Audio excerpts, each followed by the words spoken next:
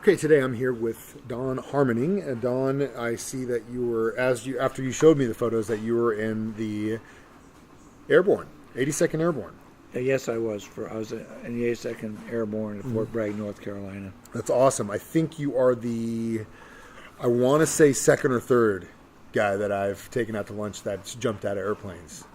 Well, that's great. Yeah, and the first thing I always ask is, how many jumps did you do? Do you remember? Actually, I do. It's not that many. I actually did 10 jumps. We had to do 5 to graduate from jump school, including 1 from a large jet. And then I did 5 at Fort Bragg before I went to Vietnam. That's cool. So it was 10 total. Yeah, that's cool. I've never skydived. I'm a pretty big thrill seeker, but it's just one of those things that I've never gotten a chance to do, and I don't know how I'd react if I did get the chance.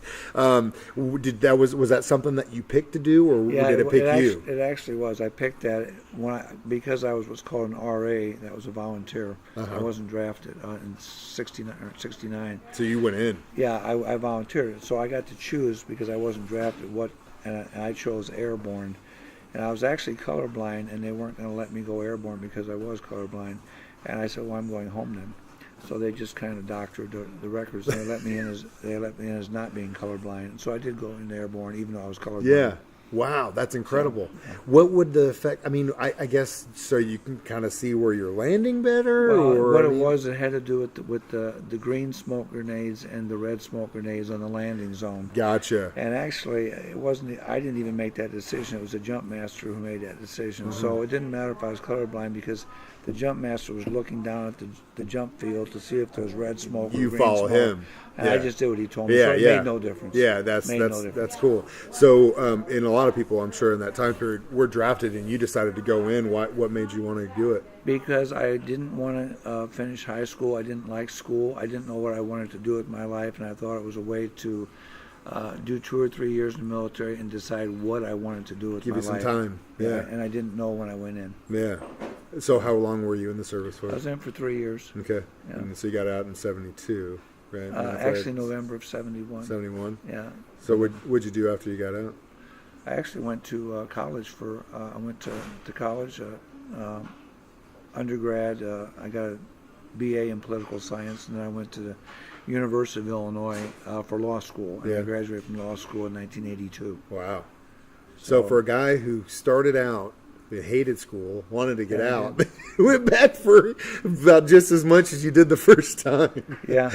But the deal is I didn't have any money or anything in my family. The only way I was ever going to get a decent job or anything was to go to college. That was my route. That was your goal. That was my route because I didn't have any other way to do it. That's an important point, and one that I've made a million times is that a lot of the times these guys and gals that get in, they are able to make it work for them, and that was something you did, and I commend you for that. That's a very cool thing. Thank you, Mike.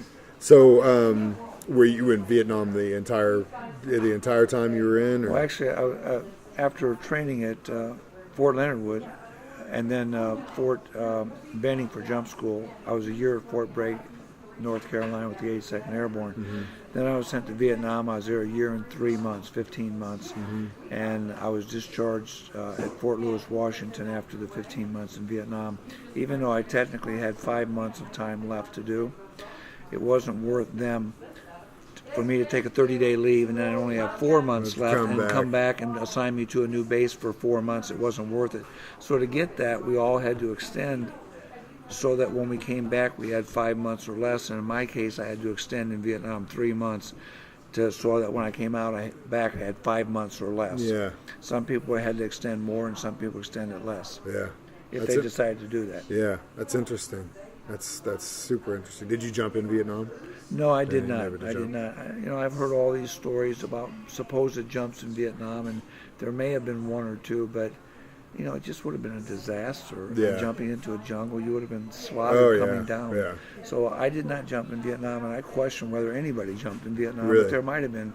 There might have a been handful. There might have been 1 or 2 before. So it wasn't used the same way it was used like in World War II. World War II was a big land war. Yeah. And so, except for the Japanese theater. Yeah. So in Europe on D-Day, that was a great way to get thousands of troops behind the enemy lines. It was just a fantastic way to do it.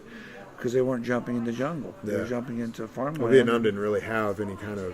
Well, they had rice paddies, they never but it was lined. all rice paddies and jungles, so it was not a good place to jump. Yeah. That wouldn't have worked out. So, what made you want to get into? So, you said you went in the military to figure out what you wanted to do. That's you it. went to college, and then what made you decide to be a lawyer? Well, I often ask myself that too. Even now, because actually I was going to be an electrical engineer all the time. I thought that's what I wanted to do. Was be electrical. And then somehow the first year of college, I decided I wanted to be a lawyer. So that's how I don't know what the reason is, but I just decided I wanted to be an attorney, and that's what I changed my studies to. Yeah. And went to that's law a school. completely different avenue. Yeah, completely different. Electrical engineering to that. That's a really cool turn. I was like you. I loved electronics and stereos and tuners and all that stuff. I loved that stuff. As a teen, I just loved it. I still do. Yeah. And so I thought, man, that's a field for me. I want to be an electrical engineer because I can mess with all these tuners and stereos and preamps and all the speakers. And I still love those things. But that's the reason I was going to. But then I don't know why I changed. I actually don't know. I don't know. I'm glad you brought the stereo gear up because I'm a huge stereo guy. The same thing. I've had a couple of guys that I've asked that went overseas that got some really nice setups while they were overseas and brought back home like really nice. I mean, now would be worth a ton of money just the speakers if they still worked. Did you get anything like that? Were you able to? No, I blew it, and I kicked myself in the butt ever since then because I could have bought Pioneer real stereos and a lot of the things for dirt cheap, especially in Japan. And I blew it as the answer. And I look back now and I regret not doing that. Yeah. Do you have any vintage setup stuff going at your house right now or anything? Well, I have an NAD preamp and amplifier. It's not a tuner. It's an NAD. It's designed in Germany. I don't know where it's made, but I've had that for 35 years, and it's a really good classic stereo amplifier. It's got a preamp built in, so you can use it as a preamp if you do recordings. Yeah, gotcha. You can use it for recordings. But I have that, and I have I think it's a Denon tuner. I have a really nice Denon tuner.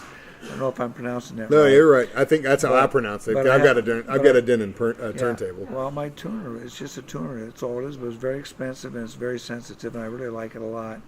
And I have some good speakers. Now, my son makes fun of our speakers. I can't think what the name of them are, but it's like a brand back in the 60s, but we love them, and my wife loves them, and she got them before she met me. But that's what I have. But I run into a lot of people in their 60s and 70s that still love stereo and tinkering with stereo stuff. Yeah. And they have some classic stereo stuff. They love it. Yeah. I can remember growing up and just watering at the mouth if I had the money, which I didn't, to buy some of the stereos before a lot of them went cheap, a lot of them got cheap in the 80s. Yeah. And I just dreamed these Denons and these Marantz. There was so many that were just fantastic. That back then they had Hi-Fi Stereo Review in the 60s, which I used to read and water at the mouth because I could never have those things at that time. And I just love stereo stuff, and I've just never given up the love for that. That's cool. That's really cool. We share that big time. I years ago had a very, very nice Bose, a vintage Bose setup. I know all with about the with the touch. You remember the red touch screen on the plate and all that stuff? I'm very familiar with those. And I loved it. Ended up just dying, and it was way too much to fix it. And then I kind of played around with different ones. The one I've got now is the Japanese have a brand called Onkyo, and it's a really good, affordable stereo amp that's got a phono preamp in it. So it's around the $200 range. So it's not terribly expensive, but as an entry level amp, it's perfect. And then I've got Polk Audio tower speakers in the sub, and then I've got what they call an Orbit. U-Turn Audio makes them. They're hand-built turntables that are all really most of the parts are 3D printed. So it's a belt turn, so it's not a direct drive. But if anything ever goes out on it, you can replace it by hand. Like if the motor goes out, you can take it apart and send it in. Or if you need a new belt, it's super quick and easy to do. And I love it. It's just really consistent. And I've got a Grado cartridge on it, so it sounds good. Well, one thing I forgot to tell you, I have, and it's 38 years old. It's an RCA turntable, and it has linear tracking and direct drive. Yeah. And I actually bought that at Kmart on closeout in 1980 or 1978. And it has that linear arm. It goes all the way across and direct drive, so there's no rumble or very little rumble. Yeah. And I mean, it's lasted for 38 years, and it's a great turntable. Just love it. Those things, they don't make them like that anymore because those things will burn out super quickly. You also mentioned before we started doing this that you play guitar. Yeah, I do. I've been playing a long time. Yeah. You ever played in any bands or anything like that? When I was 15, I was in a band, in a rock and roll band, and then I went in the military the day I turned 17. And when I got out, I was going to college, so I decided what I was going to do is concentrate on acoustic guitar by myself. So what I've done for the last long time is played acoustic guitar and learn a lot of songs, a lot of classic songs from the 70s. Mostly the 70s is what I play and have learned. But because I didn't have time to be in a band, I didn't have the time for rehearsals and all that stuff. The acoustic guitar was the route I went, and I've been very happy with it. That's cool. What kind of guitar do you have? Several or just? I have a lot of them. Yeah. Yeah, I have Martins. I have 2 Martins. I have a lot of Alvarez's. I have Taylor. Yeah. I have actually, just out of nostalgia, I bought, because the first guitar I had was a Sears Silvertone. Yeah, I've seen that. In 1966. Yeah. So I bought actually a Silvertone for like $150. And I am really surprised how good that thing sounds. It's not a Taylor, and it's not an Alvarez, and it's not a Martin. But, you know, for traveling or something like that, it's a great guitar. For a catalog guitar. Yeah, for $150. Especially in like the 60s, they catalog guitars like that, what they made now, you'd be like, these are just junk. But back then, they still had the workmanship and the craftsmanship, even though it was a quote-unquote catalog guitar. Well, Sears sold them mostly. Yeah. But, you know, it was exciting for me. That's cool. And the one I have today, plays remarkably well. That's cool. So I'm happy with it. And I also have a classic guitar, what I used to call catgutter strings, but that fell off of a truck in the middle of the winter in Illinois in a hard case. And it was found in a rural area in Illinois on a country road by my uncle, who gave it to me. He didn't know who the owner was. There was no identification. But I don't have time I messed with it for quite a while, played it, but I don't have time to do it. I had to make a choice. Yeah. And so I stuck with steel strings. Yeah. But I do have that classic, and it's a, thank you very much. Welcome. No trouble at It's all. not a Fender, but it's not a Gibson. Maybe it is a Fender. It's something like a Fender, but it's a classic guitar, and I just don't have time to play it. Yeah. I wish I did. Yeah. But I have it at home. I love those nylon string guitars. Well, food's here, so that means we're done. But, Okay, super. Don, thank you so much for your service and your continued service, and also the fact that you love stereos. We're I pretty do. much the same guy. I love them. Thanks, Mike. Thank you for having me.